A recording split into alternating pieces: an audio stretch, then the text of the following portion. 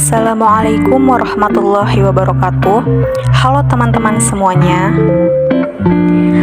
Perkenalkan, saya Putri Agustin dengan NPM 2011010119. Saya mahasiswi Universitas Islam Negeri Raden Intan Lampung, Prodi Pendidikan Agama Islam, kelas C semester 5. Di sini saya akan menjelaskan terkait materi pada mata kuliah pengembangan instrumen tes dengan dosen pengampu Ibu Listiani Siti Romlah MPD. Selamat menyaksikan. Materi yang akan saya jelaskan yaitu mengenai materi yang berjudul merancang instrumen penilaian tes tertulis.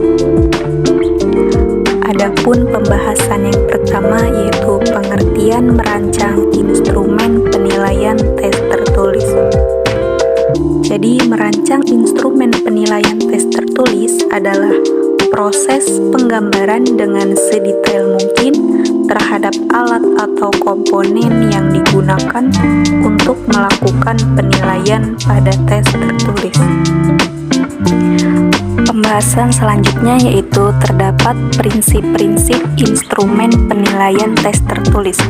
Jadi prinsip-prinsip instrumen penilaian tes tertulis ini terdapat 9 prinsip, yaitu yang pertama ada valid, yang kedua reliabilitas, yang ketiga adil dan objektif, yang keempat continue, yang kelima praktikabilitas, yang keenam terfokus pada kompetensi, yang ketujuh mendidik, yang kedelapan transparan, dan yang terakhir yaitu bermakna.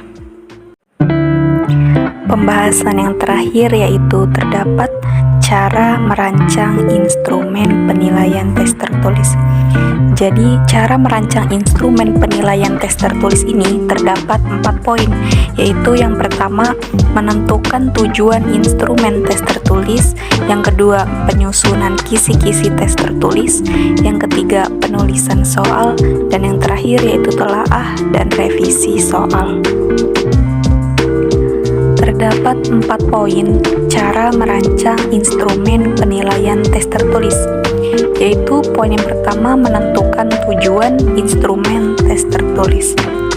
Jadi, dalam menyusun instrumen penilaian tes tertulis ini perlu dipertimbangkan hal-hal berikut, yaitu yang pertama materi, misalnya kesesuaian soal dengan indikator pada kurikulum. Kemudian yang kedua yaitu konstruksi, misalnya rumusan soal atau pertanyaan harus jelas dan tegas.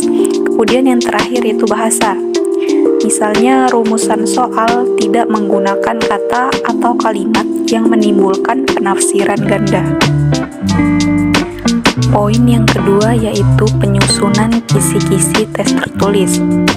Dalam penyusunan kisi-kisi tes tertulis ini terdapat komponen kisi-kisi. Komponen kisi-kisi ini terdiri dari identitas dan matriks. Identitas ini meliputi jenjang pendidikan, program atau jurusan, mata pelajaran, kurikulum, dan jumlah soal. Kemudian matriks ini meliputi kompetensi dasar, materi, indikator soal, level kognitif, nomor soal, dan bentuk soal.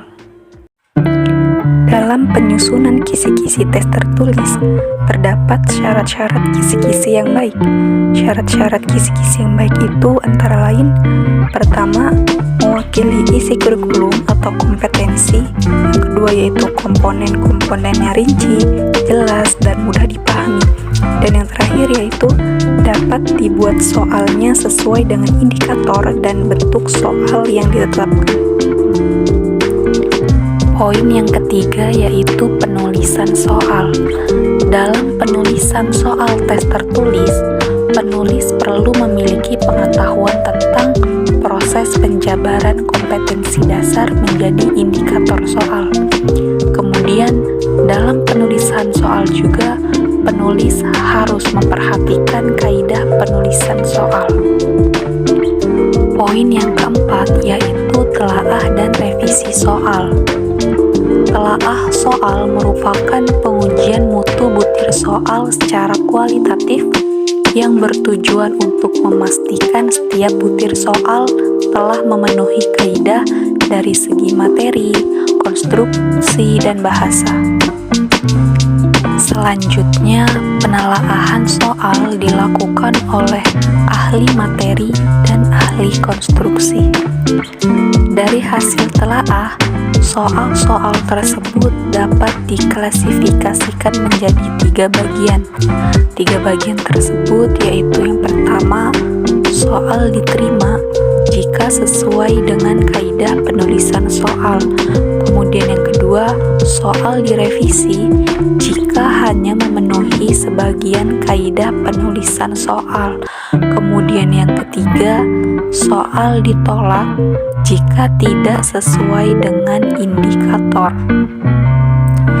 Baik, cukup sekian penjelasan dari saya. Terima kasih. Wassalamualaikum warahmatullahi wabarakatuh.